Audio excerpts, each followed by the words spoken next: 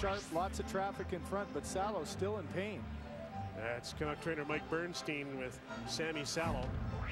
Well, you wonder, his hands were crossed. He tried to get it out of the way, and you could see his wrist was exposed there. And he went down quickly. Look at all the traffic in front of Luongo trying to find that puck.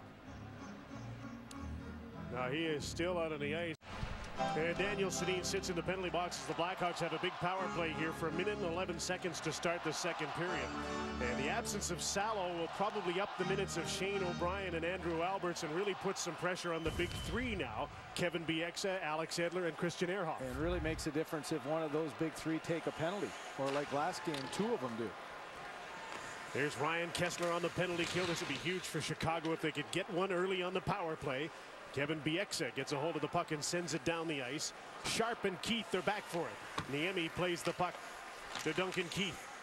Forechecking is Ryan Kessler. Now he wants a change in this long change second period.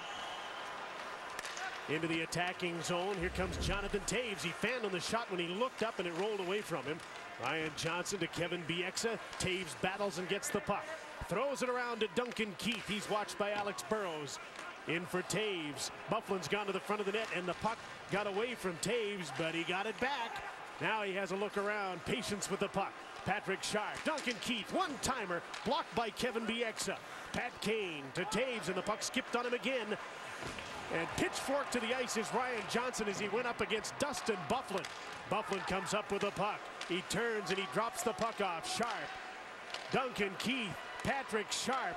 Byfuglien is screening. Keith takes the shot. Luongo got a piece of that, and he rolls over as the puck is hand passed out into the neutral zone. And Daniel Sedin, as you can see, is back on the ice. But here comes Pat Kane. Waits for the screen, takes the shot, and he missed the net. Vancouver back at full and even strength. It's 5-on-5 here. Somebody had to give Bieksa a stick there. Ryan Johnson went back twice and didn't give Bieksa a stick and almost cost him. Here's Chris Versteeg with Andrew Ladd to Dave Bolland, tipped right on, and Luongo made a blocker save on Bolland, who was -2 in the first period. Henrik Sedin to Alexander Edler. Up against Chris Versteeg here to Brent Seabrook. Andrew Ladd into the middle of the ice. Versteeg couldn't take the puck. Bolland did. Shane O'Brien comes right at him. Took the man. Grabner got the puck. Now he's got position. He gets by Hjalmarsson. He has Henrik Sedin in front. Tipped right on. Henrik couldn't get a hold of the loose puck after the save by Niemi. Marian Hossa out to center for Andrew Ladd as the pace picks up here. Dave Bolland delays. Then he fanned. The puck got away from him. And Christian Ehrhoff lifts it in the air. And the puck left the playing surface onto the bench. But it went to the bench, so it's going to be okay. Well, Dustin Byfuglien, he wins the size matchup here, but is this a penalty? As he knocks his stick up, Johnson goes down. No calls made, but right after, Byfuglien in front. And watch Roberto Luongo looks to his left and then tries to look through it. And then there's Bolland, and Kelly Hrudey talked about body language, and he's exactly right. That was a confident, aggressive Roberto Luongo on both. What a difference it makes for a team when they get a big save. That's been the bane of their penalty kill. They just haven't been able to get it at a timely fashion. But early on, he's done everything he's been accustomed to doing. Hawks won the draw and keep the puck in the attacking zone as the Canucks battle to get it out. Mason Raymond up against Sopel, who skipped one to the net, and Luongo had to stop that. The X's after the puck. Patrick Sharp got there first. He's with Kopetsky and Hossa. Andrew Alberts to Mason Raymond. Couldn't get the puck out, but he got it back to Bieksa. Alberts looks up ice, gave the puck away right up the middle. Hossa in front. Sharp is stopped by Luongo.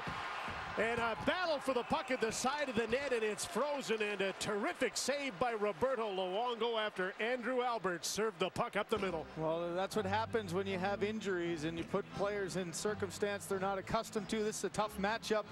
Alberts just blindly throws it cross seam, and he's thanking Roberto Luongo there. A backhander through the middle to 2 Chicago Blackhawks. Luongo makes the save, and lucky break there as the puck went up and over the shoulder. But just a mistake you just can't make in your own zone, and the goaltender Luongo bails out his defenseman. The Canucks, because Sammy Salo plays on the right side, they don't like Andrew Alberts or Shane O'Brien to have to play over on the right side. And that's why. Right there, don't try it. I'm sure Rick Bowen is saying, listen, go forehand off the wall and get it out, as opposed to doing anything risky on your backhand through the middle. 3 minutes into the second period, Vancouver leading 2-0, but Chicago's pressing here early with some momentum gained on that power play. Off the draw, Shane O'Brien up the boards. Burish, Madden, and Eager on a shift for Chicago. Here's Ben Eager out of the corner. He's watched by Alexander Edler. The centering pass taken away by Kyle Wellwood. It was right back in front of his own net. Here's Michael Grabner. He left the puck behind and put himself offside, and John Madden has it. Out of his own zone comes Brian Campbell. He plays both sides. Plays the left side with Sopel, the right side with Hjalmarsson. Here's Shane O'Brien. Kyle Wellwood, and the play is just offside at the attacking blue line of the Canucks, so they'll make a change. Well, a lot of talk about the battle between. You think about the matchup game. Alain Vigneault had the matchup win against the Los Angeles Kings. I thought he had a lot more depth and was able to use it very effectively. He hasn't worked extremely hard to get the Sedins away from the matchup of Joel Quenneville. But Quenneville has had that balance that he's quite enjoyed, especially here on home ice. Here's Christian Ehrhoff, who scored the opening goal straight up the middle. Henrik Sedin takes over and advances the puck, and Duncan Keith sends it right back out. Andrew Ladd to Chris Versteeg, broken up by Ehrhoff. Problem is with Chicago, if Vancouver starts fooling around trying to get the Sedins away from a matchup, they don't have Bolin. They're up against Taves or maybe up against Sharp. There's some depth there, so they're going to be playing against a good line, and now Chicago has iced the puck. When Salo was injured during the regular season, Alex Edler played the right side.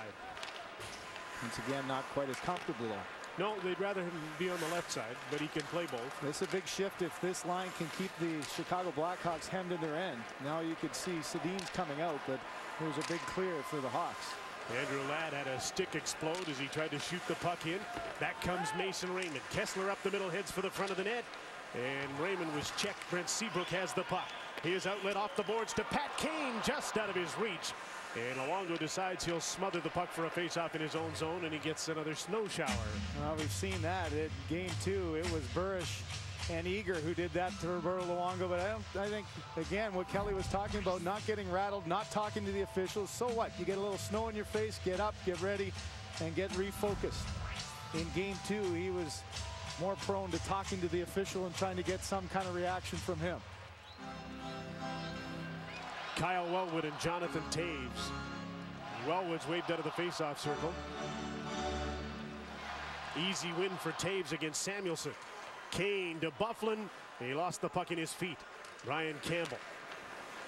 Pat Kane, watched by Edler, chased up the boards. Campbell takes over and shoots, deflected just wide of the net with Byfuglien in front. Big Dustin Byfuglien. 6'4", 257 pounds, back to Hjalmarsson of the blue line. Brian Campbell takes the shot, just missed the net. He wanted that deflected. Hjalmarsson holds the puck in along the boards. Flips it at the net. O'Brien knocked the puck out of the air. Kane knocks it to the inboards, and now O'Brien gets to it before him. Another chance for Shane O'Brien to move the puck, and he gets it around the boards to Michael Samuelsson. He had to turn around to get the puck. Now Kane is chasing him, and Samuelsson gets to the blue line and makes sure he gets the puck out to center. O'Brien, Samuelsson wants it back and gets the pass. Grabner goes to the front of the net. The puck is deflected to the inboards. Kyle Wellwood. Kopetsky steps in front of him. Grabner comes over and takes the puck, but Jonathan Taves has got it back for Chicago. Safely up the boards to center. Christian Ehrhoff against Thomas Kopetsky, who ran into the linesman. Here's Ehrhoff with some speed. Straight up the middle. He didn't make the pass to Jannik Hansen, who might have been able to take off between the defensemen. Marian Hossa up against Ryan Johnson. A fourth line shift here for Vancouver against the Sharp line.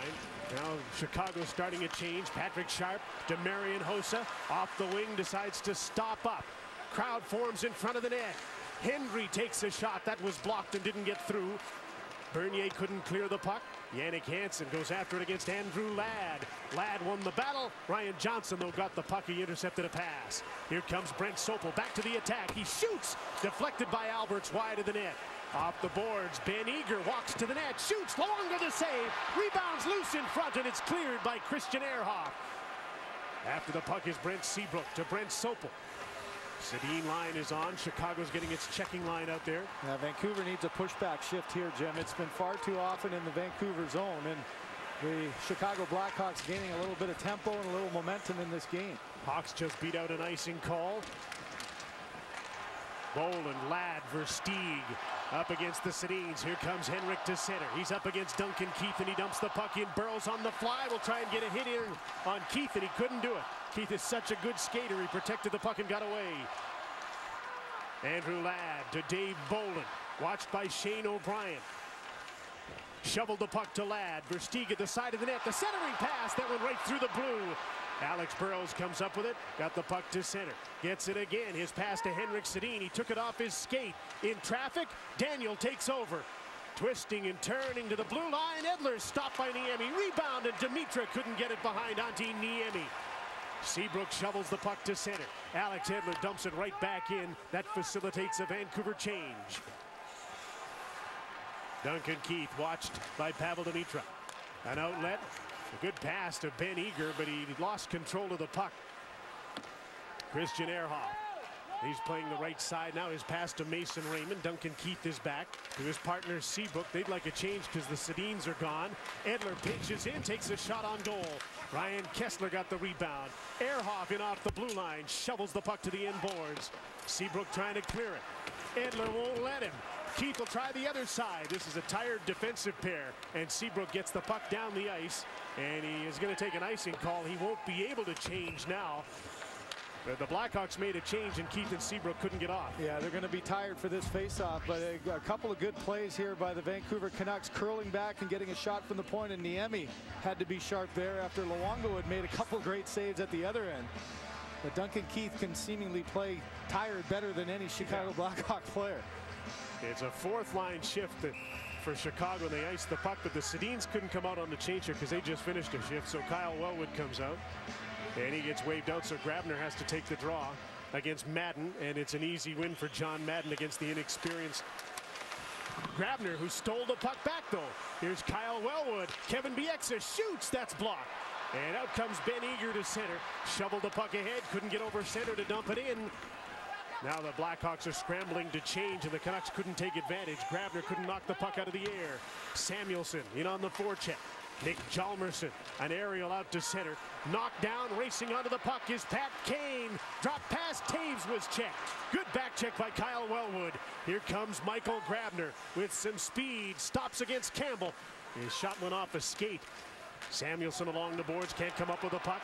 Patrick Kane does with Dustin Byfuglien, tipped over the blue line, and the puck drifts into Roberto Luongo, and he's able to hang on.